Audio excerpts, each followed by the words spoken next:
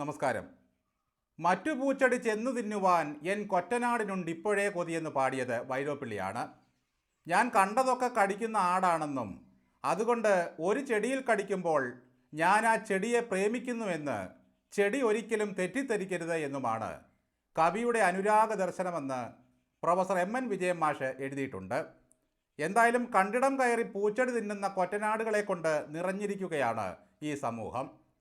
എൻ്റെ അനുരാഗം ആട് കടിച്ചുപോയി എന്ന് ബഷീർ പറഞ്ഞതുപോലെ എൻ്റെ ജീവിതം ഈ കൊറ്റനാട് കടിച്ചുപോയി എന്ന് കരഞ്ഞുകൊണ്ട് പെണ്ണുങ്ങൾ ഇറങ്ങി വരുമ്പോഴാണ് ഈ ആടുകൾ എത്ര കൗശലക്കാരാണെന്ന് നമുക്ക് മനസ്സിലാകുന്നത്. കഞ്ചാവിൻ്റെയും പുലിപ്പല്ലിൻ്റെയും പേരിൽ വളർന്നു വരുന്ന പാട്ടിൻ്റെ ശുക്ര നക്ഷത്രത്തെ ഉദ്യോഗസ്ഥർ വേട്ടയാടുന്നുവെന്നായിരുന്നു ഗോവിന്ദൻ മുതൽ ബിനോയ് വിശ്വം വരെയും സതീശൻ മുതൽ കൊച്ചു സതീശൻ വരെയും പറഞ്ഞുകൊണ്ടിരുന്നത്. ഒരു വേദിയിൽ വെച്ച് കോൺഗ്രസ് നേതാക്കളായ ഷാഫി പറമ്പിലും TN പ്രതാപനും ഈ വേടൻകുട്ടനെ മാറി മാറി പുലുകുന്നതും കണ്ടു.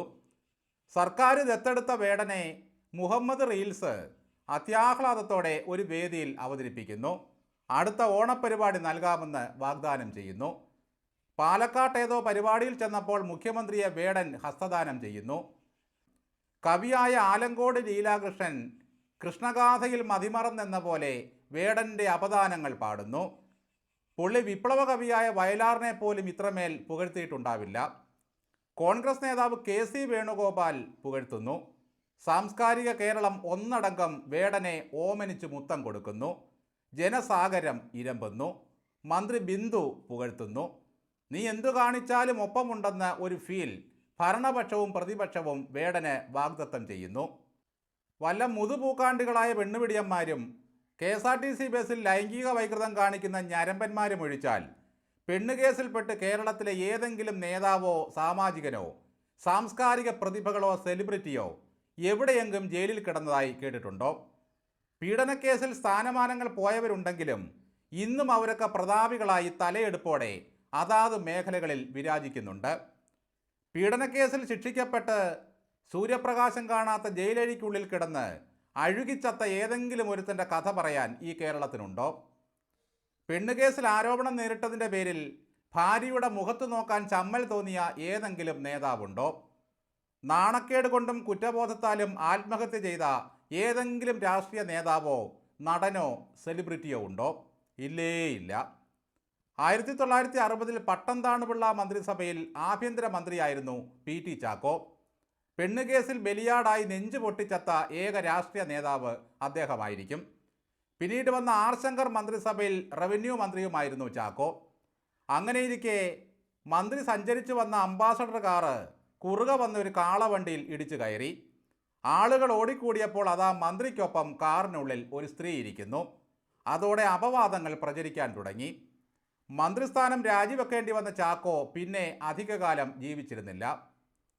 കേരള രാഷ്ട്രീയത്തെ പിടിച്ചുലച്ച സൂര്യനെല്ലി കേസിൽ ആരോപണ വിധേയനായ PJ കുര്യന് ഭാഗ്യവും പണവും ഒപ്പം കള്ളസാക്ഷി പറയാൻ പെരുന്നയിൽ ആളുമുണ്ടായതുകൊണ്ട് മാത്രം ഇന്നും അന്തസ്സായി പാർട്ടിയിൽ കഴിഞ്ഞുകൂടുന്നു. PJ ജോസഫാണ് ആകാശമാർഗത്തിലിരുന്ന് കൈക്രിയ കാണിച്ച് ഒരു വിമാനയാത്രക്കാരിയെ ലൈംഗികമായി പീഡിപ്പിച്ചതിൻ്റെ പേരിൽ രാജിവെച്ചൊഴിഞ്ഞ മറ്റൊരു മന്ത്രി. ഒരു നറു പുഷ്പമായി എന്നേർക്കു നീളുന്ന മിഴിമുന ആരുടേതാകാം എന്നു പാടാത്ത വേദികളുണ്ടായിരുന്നില്ല ഗായകൻ കൂടിയായ മന്ത്രി ജോസഫിന്. ഇത്തരക്കാരെയൊക്കെ വെരിട്ട് നേരെയാക്കാൻ അന്ന് നമുക്ക് ഒരു VS ഉണ്ടായിരുന്നു. ഇപ്പോഴും ഓർക്കുന്നു, അന്നൊരു ഉത്രാടം നാളിലായിരുന്നു PJ ജോസഫ് രാജി നൽകിയ ശേഷം പെമ്പറന്നോത്തിക്കൊപ്പം പുറപ്പുഴയിലെ പാലത്തിനാൽ വീട്ടിലേക്ക് പോയത്. പശുക്കളെ പിറ്റേന്ന് ലോറിയിൽ കയറ്റി അങ്ങോട്ട് കൊണ്ടുപോവുകയായിരുന്നു. അടുത്ത നേതാവ് PK കുഞ്ഞാലിക്കുട്ടിയാണ്. ഐസ്ക്രീം എന്ന് കേൾക്കുമ്പോൾ തന്നെ ജനത്തിന് ഇക്കിളിയായിരുന്ന ഒരു കാലമായിരുന്നു അത്. VS 16 വർഷം കേസ് നടത്തിയിട്ടും കുഞ്ഞാപ്പയുടെ രോമത്തിൽ പോലും തൊടാനായില്ല. അത്രയ്ക്കുണ്ടായിരുന്നു അദ്ദേഹത്തിൻ്റെ ആൾശേഷിയും പ്രതാപവും. പിണറായി വിജയൻ ഒരിക്കൽ പോലും കുഞ്ഞാലിക്കുട്ടിയെ പെണ്ണുകേസിൻ്റെ പേര് പറഞ്ഞ് ആക്രമിച്ചിട്ടേയില്ല. അതാണ് അവർ തമ്മിലുള്ള ഒരു ഇരിപ്പ് വശം. ഇന്നും കുഞ്ഞാപ്പ ലീഗിൻ്റെ ഊർജ്ജസ്വലനായ നേതാവായി വിരാജിക്കുന്നു. അടുത്ത മന്ത്രിസഭയെങ്ങാനും കോൺഗ്രസിൻ്റേതാണെങ്കിൽ ചിലപ്പോൾ മുഖ്യമന്ത്രിയുമായെന്നിരിക്കും. ആനയുള്ള തറവാട്ടിൽ പിറന്നിട്ടും കാമുകിയുടെ ഭർത്താവിൻ്റെ കാൽക്കൽ വീണ് പുരുഷു എന്നെ അനുഗ്രഹിക്കണമെന്ന് യാചിച്ച ഗണേശനെ പറ്റി അറിയാത്തവരായി ആരുമില്ല ഈ ഭൂമി മലയാളത്തിൽ. എന്തെല്ലാം ആരോപണങ്ങളും നാറ്റക്കേസുകളും അദ്ദേഹത്തിന് എതിരെ ഉണ്ടായി. എന്നിട്ടും ഗണേശൻ്റെ തറവാടിത്തത്തിനോ രാഷ്ട്രീയ കുലീനതയ്ക്കോ വല്ല ചാഞ്ചാട്ടവും സംഭവിച്ചോ? ഇപ്പോഴും പുള്ളി മനുഷ്യരുടെ വെട്ടത്ത് വന്ന് പറയുന്ന ഗീർവാണങ്ങളും അടിക്കുന്ന ഡീക്കും കേട്ടാൽ ഇതുപോലൊരു കുലീനൻ വേറെയില്ലെന്ന് തോന്നിപ്പോകും. അന്തസ്സു വേണമട അന്തസ്സെന്ന നാഴികയ്ക്ക് 40 വട്ടം പറയുന്ന മഹാനടൻ മുകേഷിനെതിരെ പീഡനക്കേസിൽ കുറ്റപത്രമായിട്ടും മുകേഷിന് വല്ല പരിക്കും സംഭവിച്ചോ? ഒറ്റ ദിവസമെങ്കിലും അകത്ത് കിടന്നോ? എന്തൊക്കെ അഭിപ്രായ വ്യത്യാസങ്ങൾ സർക്കാരുമായി ഉണ്ടായിട്ടും മുകേഷിൻ്റെ രാജി ആവശ്യപ്പെട്ട് കോൺഗ്രസ് എന്താണ് നിയമസഭ ബഹിഷ്കരിക്കാതിരുന്നത്? അതിൻ്റെ കാരണം അറിയുമ്പോഴാണ് രാഷ്ട്രീയ പാർട്ടികളുടെ വിശാല മനസ്സ് നമ്മൾ കാണേണ്ടത്. കോൺഗ്രസിൻ്റെ സാമാജികരായ എൽദോസ് കുന്നപ്പള്ളിയും എ വിൻസെൻറ്റും പെണ്ണുപിടി വിഷയത്തിൽ വിചാരണ നേരിടുന്നവരാണ്. അതാണ് ആ പരസ്പര സഹായ സഹകരണ സംഘത്തിൻ്റെ ഗുട്ടൻസ്. മുകേഷ് MLA രാജിവെക്കണമെന്ന് പറഞ്ഞു കഴിഞ്ഞാൽ നിങ്ങളുടെ മറ്റ് 2 MLA-മാരും രാജിവെക്കേണ്ടതല്ലേ എന്ന് ഭരണപക്ഷം തിരിച്ചു ചോദിക്കും.